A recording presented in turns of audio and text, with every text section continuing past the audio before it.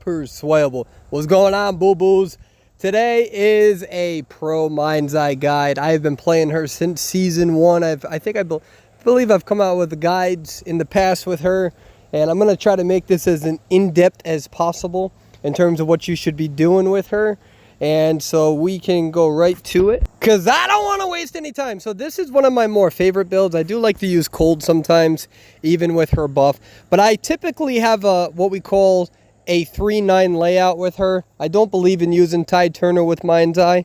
You can do it if you're looking to have fun. But if your main goal is to try to survive and to win your matches, Tide Turner doesn't really work well with her. I know some people love to do it. That's perfectly fine. But all of the top 10 players in China, none of them really do that too much. I don't really recommend it because your main priority needs to be decoding. And a lot of these hunters will find counter strategies to you where you really need to be able to hold your own and be able to kite. I typically prefer building pallet stun, and that's if you have good ping. If you do not have good ping, then another variation would be to either increase your struggle speed, or you can actually decrease the rocket chair cooldown, which would be over here. However, I just want you to know that these builds exist. I don't really recommend that build as much, simply because for some hunters it is a strategy to rescue right away. Sometimes people will do that against Bonbon, so you don't allow them to prepare. But I want you to know that these builds exist. There's variations, and don't let any player try to convince you that one is better than the rest of them. Consistently among top 10s on numerous servers, people will have at least some sort of variation between 3 and 9. Again, Tide Turner builds do exist, but they're not really that effective. And one of the things that you have to remember is that there are hunters that can counter you, which we'll get to later, which is why if you have good ping, I believe in building pallet stun, especially since the recent buff where you throw pallet stun a little bit faster. That used to be on the south wing, but that's now on the 9 wing or the west wing. So me personally, I prefer that pallet stun increase with good ping, and that requires a lot of tight kiting experience. Now this may be a surprise to some, but the #1 hunter that I always ban as a mind's eye is Wu Chang. A good Wu Chang person really can have a lot of map awareness, and they can move around the map to counter you, which is a really big counter strategy to Mind's Eye. I genuinely believe that if you have a Mind's Eye on your team, if you ban Wu Chang, you're building up for a Mind's Eye team composition, and that requires the hunter to use teleport if they want to find a good Mind's Eye, because a good Mind's Eye should be able to rotate a hunter about 90% of the time. 10% of the time, you're going to get a oh shit spawn, and we're going to talk about what an oh shit spawn is. But I recommend banning Wu Chang every single time as a Mind's Eye player. Another hunter you need to look out for is Clown. I will never ban him, but you got to be careful of a pro Clown user, because a good Mind's Eye strategy, especially on a big map like Moonlit, is this quenching effect, where a Clown will actually gather all of their supplies, they'll rocket dash, and then they'll actually wait 50 seconds while they're dashing, and you'll be highlighted if they haven't done any damage to any hunters, or rather survivors. So that's very important. I'm going to show you an example, but like on a map like Moonlit, it gives the Clown the ability to really run around to find you. And, you know, remember, he's not just waiting 50 seconds. He's running around trying to find you. And if he doesn't find you, he's not doing damage to any of the other survivors. So what he's going to do is he's going to wait for this to activate, and then you can see how it turns red. And that's just an example. Let's not talk about me crashing right there. And obviously, there is a way to counter that. So one thing that you need to know is that teleport takes 45 seconds to spawn. And that persona takes about 50 seconds, right? We said it takes 50 seconds. So it's not uncommon for me, depending on my game style, where I record all my gameplay. So in my top right corner, I actually have a countdown because of my game recorder. So it'll tell you how long you're recording for. And so around 45 to 50 seconds to 55 seconds, if no survivor has been hit, I'll actually get off of the cipher machine and get myself ready for a kite. No matter how much you rotate, no matter how much you transition, you have to be prepared for any hunter to use that ability. And in this case, I see that Perfumer has been injured, so I don't need to get off the cipher machine as of this moment. However, a teleport could still happen. Now, how you choose whether you play Mind's Eye depends on two things: the map and the team composition. That's very important. There are slow decoding compositions and fast decoding compositions, as well as, moderate. And if you have a team with one slow decoder like a mercenary, that's considered normal. That's a normal decoding comp team. But once you start adding more than one slow decoder, you need to be careful as a Mind's Eye player. Contrary to popular belief, having a slow decoding composition team is not always a good thing for Mind's Eye, because it also depends on what map you're on and which hunter you're going against, right? So if I have a forward and a gravekeeper and a mercenary on my team, all slow decoders, then I'm probably not going to want to play Mind's Eye on Arms Factory, because if you go against a really good hunter, they have plenty of time to rotate across the map to find you, because everybody decodes so damn slow. It's a very, very popular strategy. However, if I have only two slow decoders, such as a gravekeeper and a mercenary, I may consider using Arms Factory if I have technically a Chang ban. Now, the other question is when should you ban certain hunters on certain maps? Usually, rule of thumb, to keep it simple, I just like to ban Chang. If you want to get more technical, you can ban somebody like Bloody Queen on Arms Factory, since the map is so small and Chang's not as good on there. That is a viable strategy. However, with Mind's Eye, when you play with characters who decode at normal speed, all right, it puts more pressure on the hunter to navigate around the map a lot less. All right, they don't have all the time in the world to constantly navigate around the map trying to find the Mind's Eye, because other people are decoding at normal speed. A Mind's Eye can decode at 63 seconds. A normal character will usually decode around 75 seconds, all right? And then if you have a garbage character like Wildling on your team, it takes 105 seconds. So playing with a Mind's Eye, typically it's easier if you play with a semi-moderate team in regards to decoding deficits. Having a very slow decoding team can put you at a big disadvantage. However, you can counter that, which I'll get into later on big maps, but I wouldn't advise using a Mind's Eye on a small map with a very slow decoding composition. It just gives the hunter a lot of time to try to find you, especially if they use that quenching ability where they just wait 50 seconds to find you, which is a viable strategy against you because they have a lot of time at their hands. So that's something to keep in mind. All right. Now that you know about slow decoding versus fast decoding versus moderate decoding, you got to ask yourself, which maps are she good on? And Arms Factory you have to be very careful about, because a lot of hunters, the map is so small, they have the ability to cut you off in a lot of spawns. So playing Mind's Eye on Arms Factory can be difficult. I do like playing Mind's Eye on Red Church. If you know the rotations, they're pretty straightforward. And you have a big building that you can navigate around. Sacred Heart Hospital. There are a few oh shit spawns where the hunter spawns and you're fucked. That is a thing. So be careful. But I would still recommend using Mind's Eye on Sacred Heart. Lakeside, same thing. It's a big map, so it'll be easier for you to rotate accordingly. But again, you got to be careful about Chang users. You got to get rid of Chang on these big maps. Moonlit, good Mind's Eye map, but very, very strong counter would be a pro clown user using that ability that we talked about previously. Leo's Memory is good for Mind's Eye, especially since there's so many fucking spawn points. There's 9 different spawn layouts. It can really help your team just see where he is, or she, depending. And Ever Sleeping Town is pretty damn good for a Mind's Eye as well, in my opinion. So that's something to kind of keep in mind. So let's talk about rotations. One of the common strategies to use with Mind's Eye is actually to rotate into the hunter. We see that the hunter decides not to come towards me, so I'm actually going to rotate towards where the hunter spawned. You have to get good at this, and you have to know when to do it and when not to do it. You also need to be careful using your cane in the beginning of the match, because the hunter will be able to hear it, and a good hunter will be able to go after you right away. So there is a gamble. So that's just a basic example of rotations. I'm going to show another example of a rotation here, where I know that the hunter is probably going to go towards middle, and what I'm going to do, ever sleep in town, is rotate around it. All right, I used my cane in a direction where the hunter was going to go anyways, and you can keep rotating. I just decided to stop to play aggressive. If I wanted to be more careful, I could keep rotating exactly where that hunter originally spawned. I'm going to show you another example of rotations here. These are just, everyone talks about rotate. I know the hunter is going to come my way. When you spawn, we call that broken side.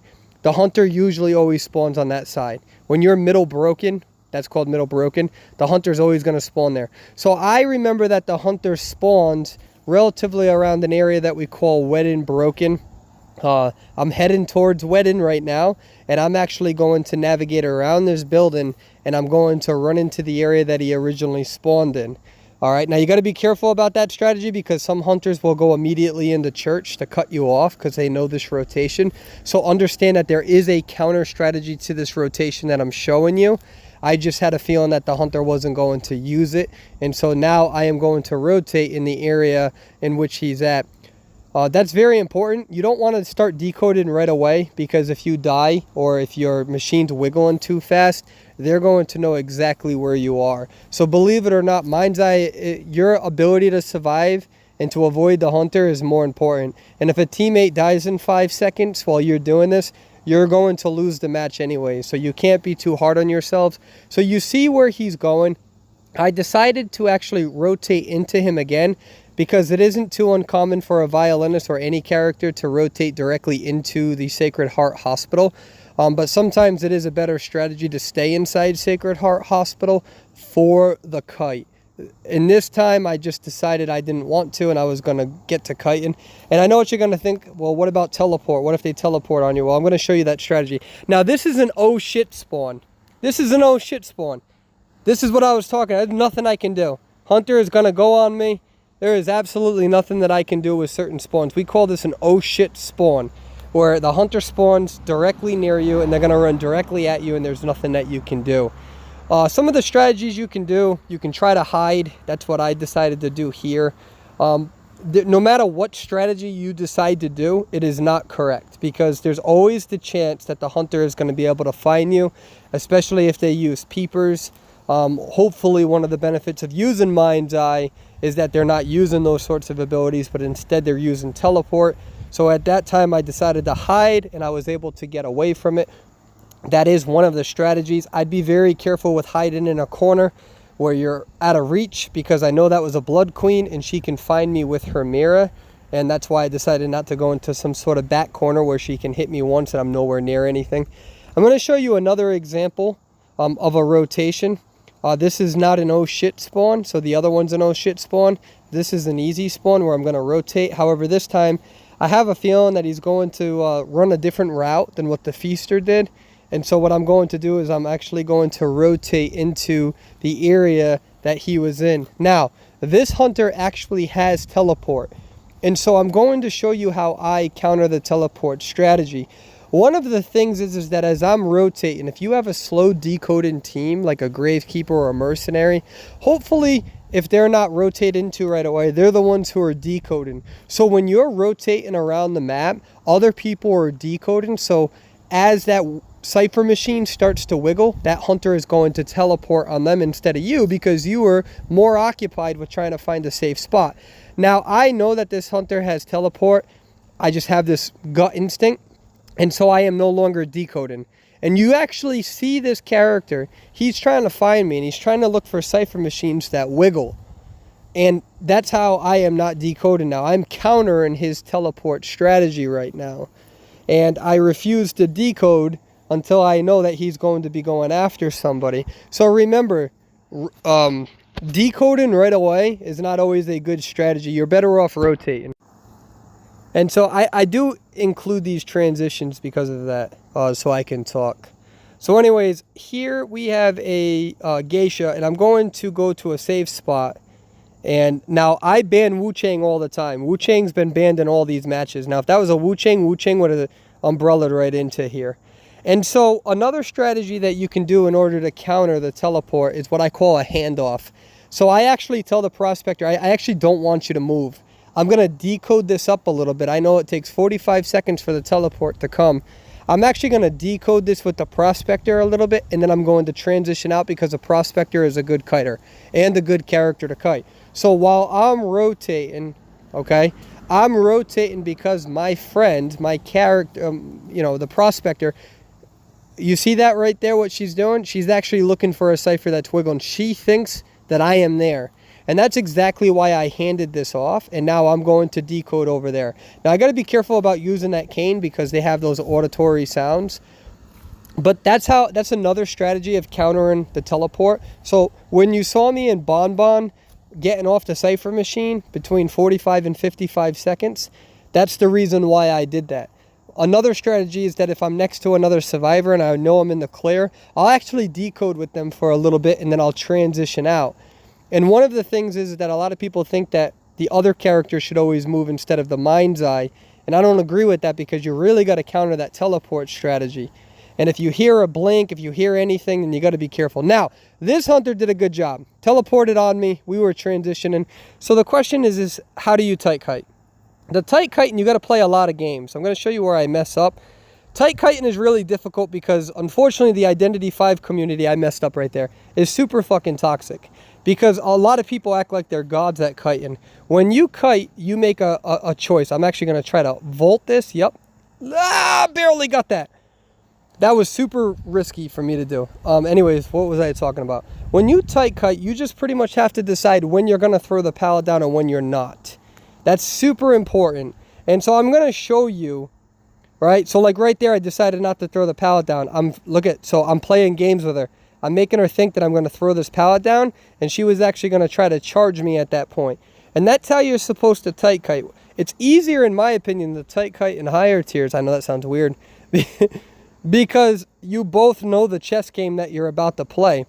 And so a lot of high tier hunters, they'll actually run right into the pallet on the first time. A lot of high tier hunters, they actually just walk through the pallet the first time because they think that you're not going to throw it down. And then in lower tiers, you don't want to throw it down because you know that they're going to swing at it. So tight kiting is this big fucking like dilemma where you have to choose when to throw the pallet down and when not. And regardless of what decision you make, it's a chess match. And it's a chess match because no matter what decision you make, sometimes you're going to make the wrong one. Like right there, I decided not to throw the pallet down. I had a feeling he was going to swing. Now, if I threw the pallet down, he would have been able to hit me. That is actually really what tight kiting's all about. Tight kiting is also about pretending to do things, pretending to vault that downed pallet, pretending to do certain things. You need to know that. Now, as a mind's eye, another thing that you have to remember is sometimes it's better to get hit than to continue trying to kite not getting hit and run into a bad area. So watch this. I'm going to avoid his skill, and then I'm going to allow him to hit me. And you might say, why? Well, because I'm right next to the hospital. If I really wanted to, I could have tried to get to those other pallets, but then if I do that, I'm in a bad area and I'm far away from the hospital. So if you're going to kite with mind's eye, you need to know these things. You need to know how to tight kite because a good hunter, they still may be able to randomly teleport on you, and that's what's just going to happen. Now, in this case, you can see that we're already down to 3 ciphers. This hunter spent so much fucking time trying to find me in this game that we are down to 3 ciphers already because everybody else was decoded. Now, I also have the ability where I can see him, so that's why I'm not panning my camera too much. But now I'm just going to play games with him, and I'm just going to extend this as much as I can. Nobody's been down. We're at 2 ciphers, and I'm just kiting as long as I can by running straight. I'm using the violinist's ability against him. This violinist is spending a lot of time trying to use their ability to hit me, and that's allowing me to kite a little bit longer. And you're going to see where I make the wrong decision. Watch. He walks right through the pallet.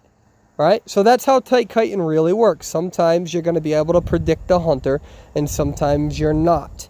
But this is strategies that you need to get down with mind's eye. You need to understand when is it time for me to throw the pallet, when is it time for me not to throw the pallet. And you also need to understand the counter strategies to the teleport method. You've seen 2 variations of that. You got to know the oh shit spawns. Think of Sacred Heart Hospital. So what I'm going to do, I'm actually going to finish this video like this for the video. Remember, Mind's Eye is a pain in the ass to play. You have to know a lot of things. You should have been... The best Mind's Eye players were former top hunters at one point because they know all of the spawn points and they know all of the rotations that the hunters are going to make. If you have not been, then understand that Mind's Eye is going to be more difficult for you to play, and that's okay. That's just the reality of it. You also need to know, do I have a slow comp team, or do I have a medium or a fast decoding comp team? And there are benefits to both, but I do believe that you should always ban a Wu Chang. Arms Factory may be a little bit different because the map is so damn tiny. However, remember that if you have a very slow decoding team on a very small map like Arms Factory, I wouldn't even play Mind's Eye at that point. It's too big of a gamble, and a lot of top tier hunters will kick your ass on that map in that sort of composition, and they'll purposely use the ability to see your highlighted self. So be careful of that strategy as well, and remember your rotations. Remember that tight kiting can be a bitch against some of these hunters, but do remember that if a hunter uses teleport, it should always be easier for your team to kite in the beginning because they don't have to worry about blink and they don't have to worry about peepers. And also remember the various strategies in order to be able to overcome these hunters using teleport and getting off of the cipher around 45 to 55 seconds, and don't be afraid to hand off. And remember, you're more important medium to late game than what you are early game by decoding too fast. However, there are times you can play aggressive if you feel the hunter is going to tunnel somebody. Like if you're playing with a mechanic, I'll aggressively decode knowing that that hunter is most likely going to tunnel that mechanic. Alright, so you have to learn these things, and over time you will. That's my dad. And over time, you will learn these things and keep giving it your best ability that you can. Remember, Mind's Eye is a pain in the ass to learn. She requires a ridiculous amount of skill, and there's a reason why top survivors in China and Southeast Asia don't use Mind's Eye, because she's a pain in the ass to use. Anyways, ladies and gentlemen, I hope that you enjoy this video, and just remember that Mind's Eye, the one time I will never play her is with a full slow decoding team on a small map. Hope you guys enjoy the guide. I did the best that I could. Bye now.